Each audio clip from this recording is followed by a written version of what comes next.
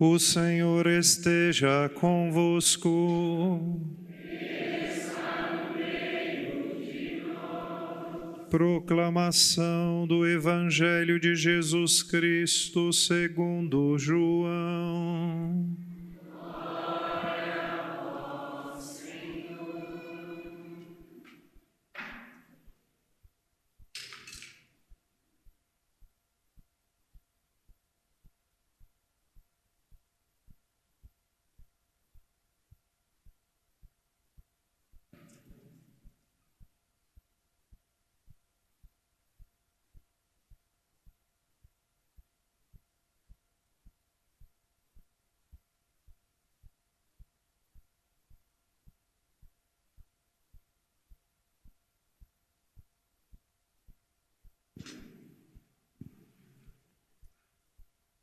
No primeiro dia da semana, Maria Madalena foi ao túmulo de Jesus, bem de madrugada, quando ainda estava escuro, e viu que a pedra tinha sido retirada do túmulo.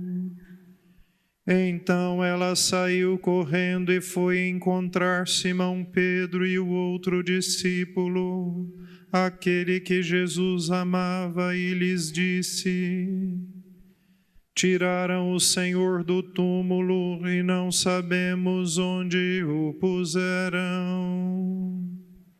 Saíram então Pedro e o outro discípulo e foram ao túmulo. Os dois corriam juntos, mas o outro discípulo correu mais depressa que Pedro e chegou primeiro ao túmulo. Olhando para dentro, viu as faixas de linho no chão, mas não entrou. Chegou também Simão Pedro, que vinha correndo atrás, e entrou no túmulo. Viu as faixas de linho deitadas no chão e o pano que tinha estado sobre a cabeça de Jesus, não posto com as faixas, mas enrolado num lugar à parte. Então entrou também o outro discípulo que tinha chegado primeiro ao túmulo. Ele viu e acreditou. De fato, eles ainda não tinham compreendido a Escritura, segundo a qual ele devia ressuscitar dos mortos.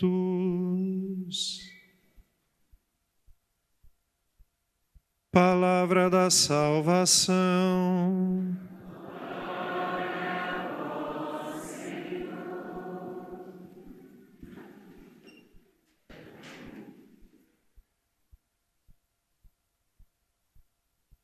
Meus queridos irmãos, ontem à noite nós celebramos a Vigília Pascal, que apesar de ser celebrada no sábado, já na verdade é um anúncio festivo da ressurreição de Cristo.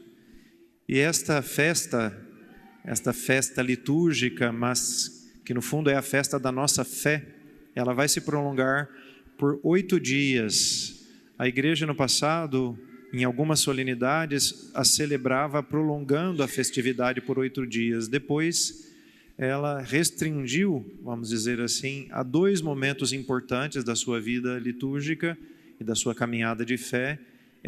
Em 2 solenidades, nós prolongamos esta festa. Uma delas é agora durante a Páscoa. E durante este tempo, estes 8 dias, é claro que isto vai, de algum modo, ser bastante presente ao longo de todo o tempo pascal, mas durante esses 8 dias, a igreja vai repetir incessantemente este elemento que é central para a sua fé, que é a verdade da ressurreição de Cristo. A gente vai ouvir isto constantemente, seja nos textos bíblicos que nós vamos ouvir, seja nos textos da própria liturgia, porque tem momentos em que a igreja, pelos salmos, pelas antífonas do Aleluia, e em outros momentos, vai constantemente mesmo nos cantos, vai constantemente nos lembrar, Cristo ressuscitou, Aleluia. E a pergunta que poderíamos fazer, e que seria justa, mas em que está baseado esta fé da igreja de hoje? Por que depois de 2023 anos, a igreja está ainda proclamando a fé na ressurreição? E os textos que nós hoje ouvimos na primeira leitura dos Atos dos Apóstolos e o texto do Evangelho que são para nós o fundamento da nossa fé. É claro que o acesso à verdade da ressurreição não é só o acesso, mas a convicção a respeito da ressurreição de Jesus é uma resposta de fé que nós damos, que damos a Cristo através da sua igreja. Mas, como tudo na vida da igreja, a nossa fé não é algo contrário à nossa inteligência, à nossa razão. Ela não é uma espécie assim de bruxaria ou de alguma coisa que, podemos dizer assim, é contraditória com aquilo que a nossa inteligência nos diz. No fundo, a nossa inteligência e a nossa fé, como diz Santo Agostinho, são como que duas asas que nos elevam à contemplação da verdade. E hoje, os dois textos da primeira leitura e do Evangelho que nós ouvimos, nos dão, podemos dizer assim, o fundamento, inclusive razoável, da nossa fé. Cronologicamente falando, o texto do Evangelho vem primeiro que o texto dos Atos dos Apóstolos. Então, naquele primeiro dia da semana, que seria o domingo, como nós ouvimos ontem, de madrugada, ontem se dizia antes do amanhecer. Eu até expliquei ontem que este momento era o momento em que brilha, ou que se brilha, até hoje é assim, que brilha aquilo que nós chamamos de estrela matutina, ou de outra perspectiva também poderíamos chamar de estrela vespertina, que é o planeta Vênus, que ao final do dia, no entardecer, antes que a noite comece, e no final da noite, antes do amanhecer, ela brilha com grande força. Mas ela foi dando lugar, a noite foi dando lugar ao sol, que é Cristo que brilha. Então, de manhã, logo cedo, Maria Madalena vai ao sepulcro, ao túmulo. E é muito interessante, porque nós lemos somente 9 versículos do capítulo 20 do Evangelho de São João. E nestes 9 versículos, que é uma quantidade muito pequena, aparece 7 vezes a palavra túmulo. Se a gente relesse e fosse contando no dedo, a gente ia ver que aparece 7 vezes. Por que essa insistência do evangelista sobre o túmulo? Porque o túmulo vazio é a primeira evidência de que Cristo realmente não estava lá. Se a gente lê o Evangelho de Mateus, e a gente vai escutá-lo nessas próximas semanas, a gente vai ver que os judeus explicavam isso de uma outra maneira. Quando eles também encontraram o túmulo vazio, eles pagaram para que fosse disseminada uma ideia de que os discípulos tinham roubado o corpo de Jesus. Então, nós tínhamos versões diferentes, um dos discípulos e uma dos judeus que não aceitavam Jesus. Eram versões diferentes, mas do mesmo fato, e contada por pessoas que tinham, vamos dizer assim, um modo de enfrentar aquele fato bastante distinto. Mas uma coisa é central nos dois relatos, que o sepulcro estava vazio. Então, esta é a primeira evidência da ressurreição de Jesus. E é muito bonito, é uma pena que a gente entenda muito pouco da língua em que foi escrito os evangelhos, Mas o texto diz que quando Simão Pedro ele entrou no túmulo, ele viu as faixas de linho deitadas no chão. Esta palavrinha aqui, deitadas no chão, se a gente for lá no texto grego e procurarmos o sentido da palavra, é como se aquelas faixas, na verdade, que era o sudário que envolveu o corpo de Jesus, elas tivessem simplesmente murchado, porque o conteúdo que era envolvido por aquelas faixas desapareceu do meio. Então, o sudário estava como que simplesmente murcho, como se a gente pegasse o corpo de alguém, envolvesse num pano, eu vou fazer uma metáfora que não é muito boa, mas só para ajudar a entender, como se a gente fosse capaz de fazer uma mágica e desaparecesse aquele corpo do meio. Então, o que acontece? O pano simplesmente murcha na mesma posição que estava. Ou seja, ninguém foi lá e pegou aquele pano, por exemplo, e arrumou ele de um jeito, né? Ele estava, como Cristo havia sido sepultado, agora sem o seu conteúdo, e por isso deitado no chão. Então, os discípulos encontram o sepulcro vazio, e aquele lugar exato que eles tinham presenciado ocularmente da sepultura de Jesus, né? O corpo não estava lá e o sudário estava, né, como que murcho na mesma posição inicial em que deveria estar, com o corpo de Jesus dentro, né? Então esta é a primeira evidência de que Cristo realmente não estava naquele lugar, né? E depois há uma segunda evidência que aparece no texto dos Atos dos Apóstolos, que hoje nós ouvimos, que são as aparições do ressuscitado. São Pedro, no primeiro anúncio que faz, né, a gente vai ler esse texto várias vezes, na verdade, porque ele é um texto grande, a gente vai ler ele picadinho assim, né, um pedacinho hoje, um pedaço amanhã, né? Então, Simão Pedro faz um grande anúncio da ressurreição de Jesus, e ele vai dizer, né, que nós somos testemunhas daquilo que aconteceu desde o início, a partir do batismo de São João, até hoje, né? E Cristo, depois ele vai entrar no anúncio da paixão, morte e ressurreição de Jesus. Cristo sofreu, morreu e ressuscitou, e apareceu não a todas as pessoas, mas aquelas testemunhas, nós que comemos e bebemos com ele. Então, de um lado há o sepulcro vazio, e de outro há aquilo que nós chamamos as aparições do ressuscitado, que não foi só para uma pessoa. São Paulo vai dizer na carta aos Coríntios, isso a gente vai ouvir também ainda esses próximos dias, que Cristo ressuscitou segundo as Escrituras, que apareceu primeiro a Tiago, depois a Cefa, depois aos 12 enquanto estavam reunidos, depois a mais de 500 irmãos, dos quais alguns ainda vivem até hoje, quando ele escreveu aquela carta, né? Então, o túmulo vazio e as aparições do ressuscitado. Estes dois elementos é que deram aos apóstolos a solidez, inclusive racional, da fé na ressurreição de Jesus. Ou seja, a ressurreição de Jesus não é simplesmente uma bela ideia que os apóstolos tiveram, né? Não é só assim, porque Cristo manteve-se vivo no coração dos apóstolos, na pregação, né? Não é só isto, né? Cristo realmente ressuscitou.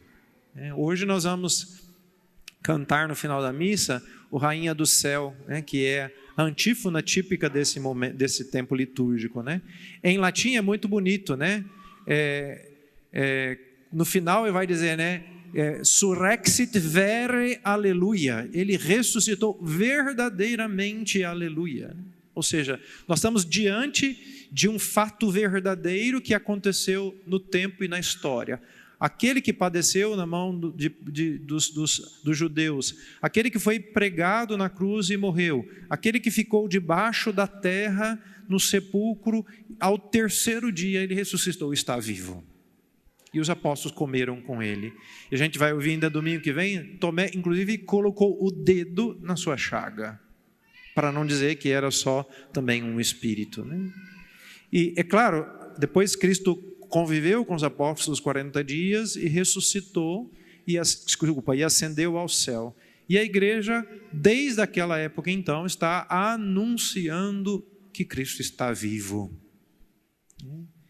Eu me lembro um livro bastante antigo, quem nasceu de 78 para trás e que já frequenta a igreja há algum tempo, né? Talvez tenha lido esse livro, né? Que é de um padre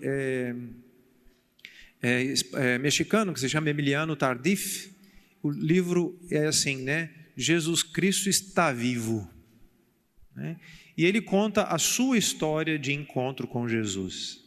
O que na verdade aconteceu nesses anos todos da igreja é que este mesmo Cristo que está vivo encontrou-se com cada um de nós. A gente fala assim, o meu encontro com Cristo, mas no fundo é Cristo que vem ao nosso encontro, como foi ao encontro de Madalena, como foi ao encontro de Pedro, né? Então, o momento em que Cristo me encontrou nesta vida.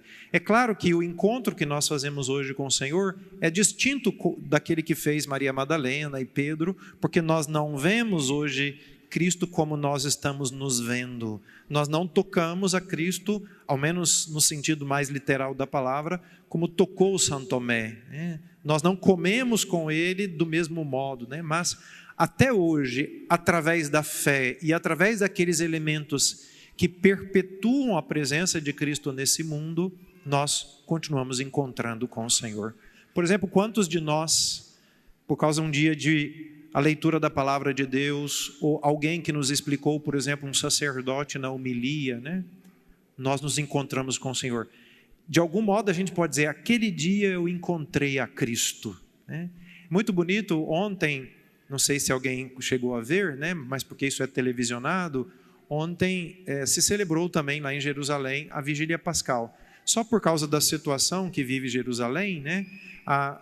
Os católicos romanos devem celebrar a Vigília Pascal de manhã, né? Porque são várias igrejas que têm o seu espaço lá no Santo Sepulcro e cada uma delas tem o seu horário. Ainda tem o problema da relação com os muçulmanos e com os judeus, né? Então, os católicos romanos celebraram de manhã, curiosamente, porque esse era o modo antigo de celebrar, celebraram a Vigília Pascal. E num determinado momento, o diácono traz o evangeliário de dentro do Santo Sepulcro para ser proclamada a palavra na missa. Então vamos imaginar que nós estivéssemos aqui na Basílica do Santo Sepulcro e o sepulcro de Jesus estivesse ali no canto direito, né? Então, ao invés de eu pegar sobre o altar e trazer para cá, o diácono teria saído de dentro do sepulcro com a palavra e trazido ela para que fosse proclamada.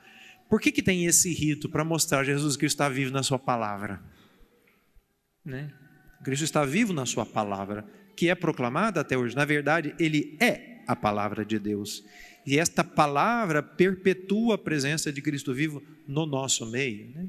Cristo também está vivo na Eucaristia. É muito bonito porque também ontem, né, ou na sexta também, se celebrou o que nós fizemos aqui na sexta-feira, a celebração da Paixão do Senhor, se celebrou lá em cima de onde Cristo foi crucificado, né? Então tem o Monte Calvário, né? Então tem um altar que é construído sob o lugar onde está a cruz, e tem vários vidros assim, se dá para ver as pedras, porque de fato aquela igreja foi construída sobre o Calvário e sobre o sepulcro que era perto ali. Foi construída ainda no século IV, a pedido de Santa Helena, mãe de Constantino Magno, né? Então você vê as pedras assim protegidas pelo vidro, né? Se celebrou a Eucaristia ali para dizer que aquele que morreu e ressuscitou, né, está vivo também, presente na Eucaristia, e aqui também nós o encontramos, né? Nós o encontramos vivo entre nós. Quantas vezes é o encontro da comunidade que favorece essa mediação do nosso encontro com Jesus? E aqui me permitam fazer um pequeno parênteses, assim, no sentido da explicação do texto bíblico. Ontem, depois que terminamos tudo, né, fizemos festa, fiquei pensando, hoje de manhã ainda pensando sobre isso, né? Queria de fato agradecer vocês, como a gente tem, graças a Deus, uma comunidade viva, né? Não só pela quantidade de pessoas, é claro que a quantidade também chama a atenção. Nesses últimos dias, graças a Deus, todas as celebrações muito cheias, né? Mas não é só isto, né? É uma comunidade viva pela vida que a gente respira vivendo junto uns com os outros, né? Então, esta comunidade não são essas pedras. Se elas fossem destruídas, permaneceríamos nós. Esta comunidade somos nós, não são estas paredes, né? E eu fico muito feliz assim, de ver, né, a presença das famílias, das pessoas, das crianças, dos jovens, a alegria do encontro, né? Tudo isso também é mediação. Quantas vezes eu já ouvi, né, de pessoas que vindo se confessar disseram: cheguei na igreja e vi aquele tanto gente, fiquei impactado, né? É a presença de Cristo no nosso meio vivo, né? Então, de tantas maneiras, a gente vai tendo esta oportunidade de encontrar-se com Cristo. Por quê? Porque a gente deve continuar dizendo aquilo que nós ouvimos na sequência pascal, né? Eu vi o Senhor. Eu vi Cristo ressuscitado. De algum modo eu vi Cristo ressuscitado na minha vida. E a prova cabal dessa experiência de ressurreição somos nós. Nós que estamos aqui e que fomos encontrados pelo Senhor e que fomos salvos, né? Fomos salvos de uma vida medíocre, de uma vida fútil, de uma vida sem sentido.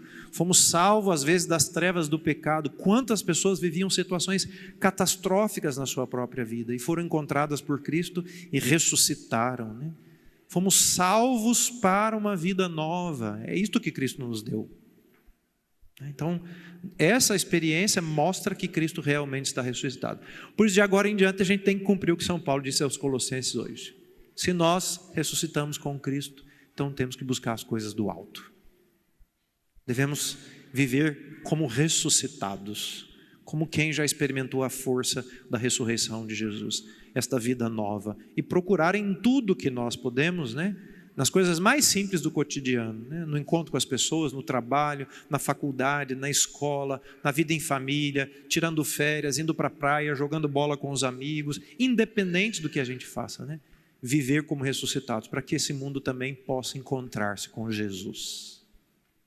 O que o Senhor espera de nós é que a nossa vida seja nesse mundo um sinal da sua presença, e que com a nossa presença nesse mundo, quem sabe, tantas e tantas outras pessoas, aquela uma que eu falo sempre, né? Escolha uma pessoa, né? Aquela uma pessoa que a gente trabalha com ela, um dia ela também possa dizer com a gente, né? Eu vi o Senhor, Cristo ressuscitou. Aleluia. Louvado seja o nosso Senhor Jesus Cristo.